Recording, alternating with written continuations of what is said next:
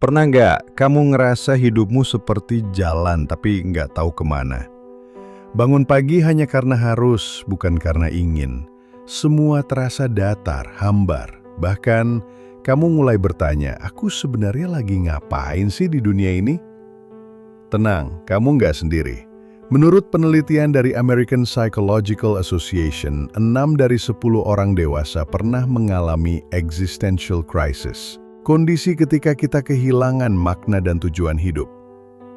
Psikolog Viktor Frankl, seorang penyintas kamp konsentrasi Nazi, bilang, manusia bisa bertahan hidup menghadapi hampir semua penderitaan selama dia punya alasan untuk melanjutkan. Tapi ketika alasan itu hilang, semuanya bisa runtuh.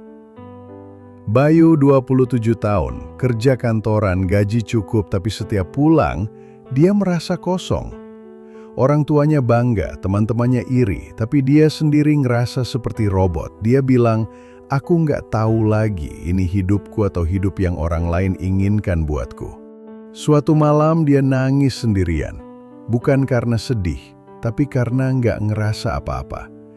Dan disitulah suara kecil dalam dirinya muncul. Apa sih yang bikin aku bahagia waktu kecil dulu?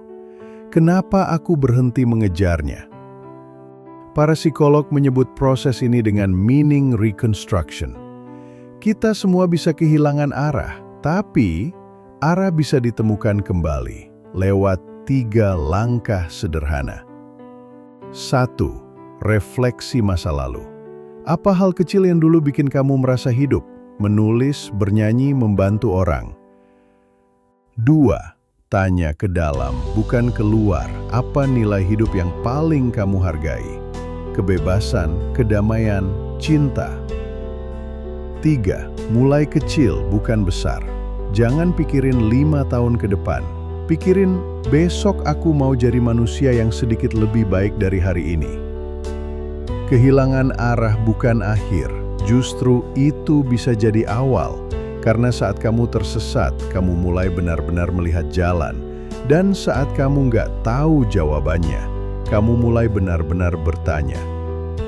Ingat, bukan semua orang lahir tahu tujuan hidupnya, tapi semua orang bisa menemukannya. Kadang bukan di awal, tapi di tengah kehancuran.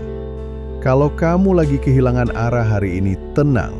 Itu bukan kelemahan, itu sinyal bahwa kamu masih ingin mencari arti hidupmu, dan itu adalah kekuatan. Tujuan bukan sesuatu yang ditemukan, tapi sesuatu yang kita bangun, perlahan, dengan keberanian dan kejujuran. Jangan berhenti, karena mungkin arah itu sedang menunggumu di langkahmu berikutnya.